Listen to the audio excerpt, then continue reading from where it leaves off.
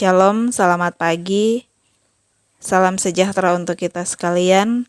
Selamat berjumpa di hari baru, hari indah karunia Tuhan untuk kita semua. Sebelum memulai aktivitas kita pada saat ini, seperti biasa dari Gereja Bukit Sion Makale, kita akan mendengarkan, membaca dan merenungkan firman Tuhan sesuai dengan renungan harian Gereja Toraja, Sabtu 22 Oktober 2022 dari kitab Yoel pasal 2 ayat 12 sampai yang ke-17. Namun sebelum itu, kita minta pertolongan Tuhan di dalam doa. Kita berdoa. Bapa kami yang di surga, Bapa pencipta dan pemilik hidup kami. Kepadamu Tuhan kami datang bersyukur, berterima kasih untuk anugerah Tuhan dalam sepanjang kehidupan kami. Pada saat ini Tuhan, kami akan memulai aktivitas kami, namun kami percaya dan kami tahu Tuhan, bahwa kami adalah manusia yang lemah, yang tidak mampu tanpa penyertaan Tuhan. Untuk itu Tuhan, sebelum kami melangkah, kami mau mendengarkan suara Tuhan lewat firman-Mu. Kuasai setiap hati kami, kuasai setiap pemikiran dan pendengaran kami Tuhan, sehingga firman Tuhan yang akan diperdengarkan bagi kami, boleh tersimpan dengan baik dan boleh kami lakukan dalam sepanjang kehidupan kami. Tuhan, berfirmanlah, sebab sesungguhnya kami telah siap untuk mendengarkan firman-Mu. Di dalam nama Tuhan Yesus kami datang berdoa kepada Bapa di sorga. Amin. Kitab Yoel pasal 2 ayat 12 sampai ayat yang ke-17 di bawah judul perikop seruan untuk bertobat. Firman Tuhan, tetapi sekarang juga demikianlah firman Tuhan, berbaliklah kepadaku dengan segenap hatimu, dengan berpuasa, dengan menangis, dan dengan mengadu. Koyakkanlah hatimu dan jangan pakaianmu. Berbaliklah kepada Tuhan Allahmu, sebab Ia pengasih dan penyayang, panjang sabar dan berlimpah kasih setia, dan Ia menyesal karena hukumannya. Siapa tahu, mungkin Ia mau berbalik dan menyesal, dan ditinggalkannya berkat. Menjadi korban sajian dan korban curahan bagi Tuhan Allahmu. Tiuplah sangkakala di Sion, adakanlah puasa yang kudus. Maklumkanlah perkumpulan raya, kumpulkanlah bangsa ini, kuduskanlah jemaah, himpunkanlah orang-orang yang tua, kumpulkanlah anak-anak, bahkan anak-anak yang menyusu. Baiklah pengantin laki-laki keluar dari kamarnya, dan pengantin perempuan dari kamar tidurnya. Baiklah para imam, pelayan-pelayanan Tuhan, menangis di antara balai depan dan mezbah, dan berkata, sayangilah ya Tuhan umat-Mu, dan janganlah biarkan milik-Mu sendiri menjadi celah, sehingga bangsa-bangsa menyindir kepada mereka. Mengapa orang berkata di antara bangsa, di mana Allah mereka? Demikian firman Tuhan. Amin. Kita akan merenungkan firman Tuhan ini di bawah sebuah tema lahir baru. Bapak Ibu saudara-saudari yang kekasih di dalam Tuhan, jika ada sebuah pakaian ternoda oleh kotoran, maka pakaian itu tidak layak lagi untuk dikenakan. Sebelum dicuci dengan sabun dan tentunya air bersih. Karena tidak ada seorang pun yang mau menggunakan pakaian dalam keadaan kotor, bahkan melihatnya pun pasti merasa enggan. Olehnya itu dibutuhkan sebuah inisiatif dan pengorbanan dari seseorang untuk mau mencuci pakaian tersebut.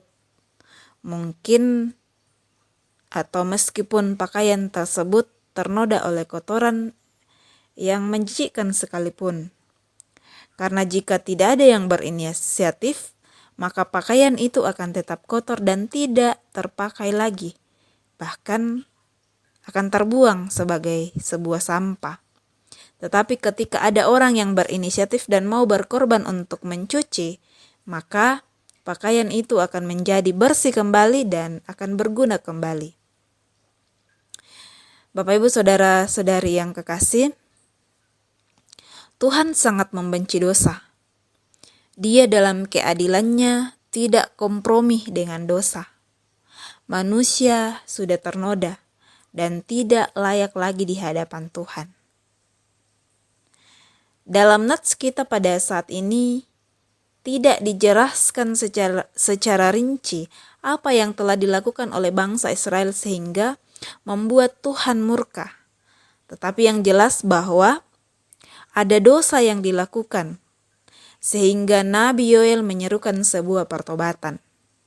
Pertobatan yang diserukan bukan hanya sekedar sebuah perkataan yang diucapkan, tetapi pertobatan yang dibuktikan dengan mengoyakkan hati, bukan dengan mengoyakkan pakaian seperti yang lazim terjadi, tetapi sebuah pertobatan yang betul-betul lahir dari dalam hati seseorang. Kita tahu bahwa ketika seseorang menyadari kesalahannya atau melakukan pertobatan atau mungkin merasa ditegur oleh Tuhan, di dalam beberapa cerita Alkitab, bagaimana beberapa tokoh itu mengoyakkan jubahnya, kemudian membubuhkan abu di atas kepalanya, itu sebagai tanda pertobatan. Tetapi dalam nats kita pada saat ini, bukan itu yang diminta oleh Tuhan. Bukan yang kelihatan yang dimau oleh Tuhan. Tetapi pertobatan yang mengoyakkan hati. Bukan secara formalitas saja mengatakan bahwa saya bertobat, saya menyesal. Tetapi betul-betul didalami dalam hati dan kehidupan seseorang. Karena pertobatan yang lahir dari dalam hati menyadari keberadaan sebagai manusia yang berdosa, meminta ampun atas dosa tersebut, dan juga bersedia untuk berkomitmen dan tidak lagi melakukan apa yang membuat dirinya berdosa. Dengan kata lain bahwa ketika seseorang bertobat yang lahir dari dalam hati yang paling dalam, maka seseorang itu tidak mau lagi kembali dan berpaling pada dosa itu, tetapi meninggalkan dan melakukan hal yang baru yang berkenan kepada Tuhan. Dalam perjanjian lama, bangsa Israel harus melakukan beberapa ritual atau beberapa cara untuk mentahirkan diri kembali. Bahkan ada korban yang harus dipersembahkan. Jika kita membaca Imamat pasal 5 dan pasalnya yang ke-7, di situ jelas sekali tentang binatang apa yang harus dipersembahkan oleh bangsa Israel ketika melakukan dosa, sesuai dengan ukuran dosa yang dilakukan. Benarkah demikian? Bahwa ada dosa besar, ada dosa yang kecil. Bapak Ibu saudara-saudara yang kekasih, tidak ada dosa yang besar, tidak ada dosa yang kecil. Setiap melakukan hal yang tidak berkenan kepada Tuhan itu adalah dosa dan harus dan membutuhkan pertobatan.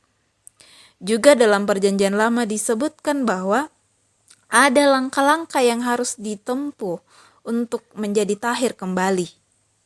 Perlu kita ketahui bahwa ketika ada seseorang berdosa, maka tidak boleh bergaul dengan orang yang tidak melakukan dosa. Karena apa? Ketika orang yang tidak berdosa bergaul dengan orang yang berdosa, maka orang yang tadinya tidak berdosa menjadi berdosa. Itulah sebabnya dibutuhkan sebuah pentahiran bagi seseorang yang merasa berdosa. Itulah sebabnya di dalam kisah tentang 10 orang kusta, Yesus di situ mengatakan kepada mereka, "Pergilah, perlihatkanlah dirimu kepada imam." Karena ketika seseorang itu dikatakan sembuh, mereka akan dinyatakan tahir jika sudah mendapat pengakuan dari para imam. Dan ternyata hanya satu yang menyadari bahwa Yesus ini adalah imam. Tetapi yang lain mengartikan secara harfiah perkataan Yesus itu. karena mereka adalah bangsa Israel yang hidup dalam praktek-praktek pentahiran pada zaman itu. Bapak Ibu saudara-saudari yang terkasih, di dalam ayat 12 sampai ayat yang ke-13 dalam pembacaan kita pada saat ini menyebutkan bahwa Allah menanti umatnya untuk berbalik kepadanya. Selagi ada waktu dan belum terlambat, Allah dengan setia menantikan itu. Jika saat ini ada dosa yang belum selesai, Allah tetap menanti untuk umatnya. Allah menunggu umatnya untuk mengakui dan menyadari kesalahannya. Karena Dia adalah Allah yang kudus, yang tidak berkenan kepada dosa apapun. Dia akan murka dan menghukum siapa saja yang melakukan kesalahan. Tetapi seperti yang kita ketahui bahwa Dia juga adalah Allah yang penuh kasih, sehingga tidak akan membiarkan umatnya itu binasa karena tidak ada satupun manusia yang tidak melakukan dosa. Semua manusia telah kehilangan kemuliaan Allah. Dan satu-satunya jalan untuk mentahirkan adalah sebuah pengorbanan. Jika dulu setiap melakukan kesalahan maka akan ada korban penghapus dosa, dan itu akan dilakukan setiap kali seseorang melakukan dosa. Berarti itu akan dilakukan berulang-ulang kali. Ketika seseorang jatuh, mengorbankan lagi korban penghapus dosa. Nanti setelah jatuh kembali, mengorbankan lagi korban penghapus dosa. Itu berulang-ulang dilakukan sehingga tidak membuat kita untuk sampai kepada Allah. Maka apa yang terjadi? Allah telah menyatakan kasih-Nya kepada dunia bahwa Dia sendirilah yang akan menjadi korban dan sudah menjadi korban. Dia yang mengorbankan dirinya untuk kesalahan yang telah dilakukan manusia. Sehingga Yesus telah berkorban dan sudah mengatakan, sudah selesai. Berarti Yesus sudah menyelesaikan dosa manusia satu kali untuk selama-lamanya. Allah tetap menantikan kita untuk datang kepadanya dengan hati yang remuk dan penuh penyesalan akan setiap keberadaan kita. Jika Nabi Yoel menyerukan tentang murka Allah akan dosa-dosa yang dilakukan umatnya, maka juga berisikan pernyataan tentang kasih Allah menjelang hari penghukuman itu datang. Allah tidak serta-merta menghukum dan tidak serta-merta mendatangkan malapetaka akan umatnya, tetapi juga menyerukan akan kasih Allah untuk memanfaatkan waktu untuk mau berbalik kepadanya, sehingga Allah akan memulihkan keadaan. Bangsa Israel menantikan pemulihan kehidupan mereka atas hasil-hasil kerja mereka, tetapi kita saat ini menantikan pemulihan akan hubungan kita dengan Tuhan. Tuhan sudah menyelesaikan, Tuhan sudah mengerjakan. Apakah kita mau menerima?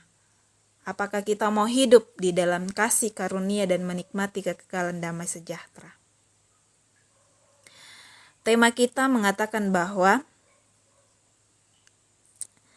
seseorang akan lahir baru.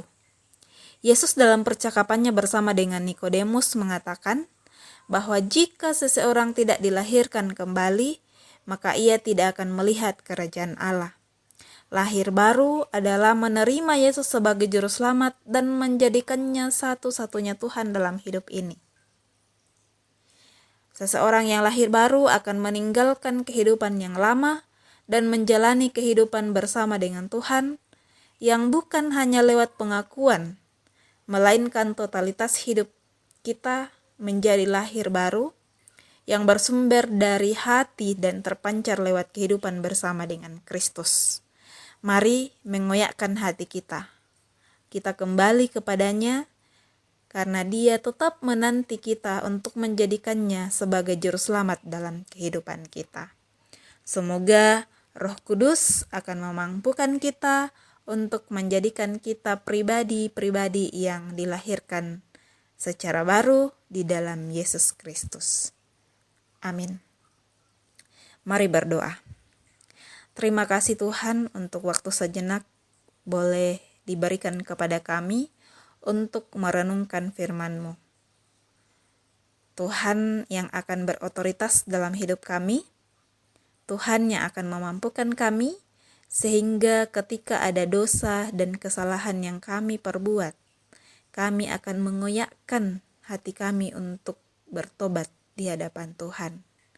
Tolong kami Tuhan, agar pertobatan yang kami lakukan bukan sekedar terlihat secara formalitas saja, melainkan pertobatan yang sungguh-sungguh melahirkan kehidupan yang baru dalam hidup kami. Ketika Tuhan menebus kami adalah manusia yang baru yang dilahirkan kembali. Tolong kami Tuhan, agar kami boleh menjaga komitmen kami saat ini. Bapa, kami akan melangkah hari ini, kami akan memulai hari ini. Tuhan tolong kami, agar kami boleh menjalaninya sesuai dengan ketetapan Tuhan. Bapa di sorga, ini doa kami yang kami sampaikan kepadamu. Berjalanlah di depan kami, agar kami tetap senantiasa berdiri kokoh dan teguh untuk sampai kepada kekekalan yang Tuhan telah siapkan di hadapan kami. Terima kasih, di dalam nama Tuhan Yesus kami datang berdoa kepada Bapa di sorga. Amin. Baik Bapak Ibu Saudara-saudara yang kekasih, sampai di sini perenungan kita. Selamat menjalani hari ini, selamat memulai aktivitas. Tuhan Yesus memberkati kita semua. Amin.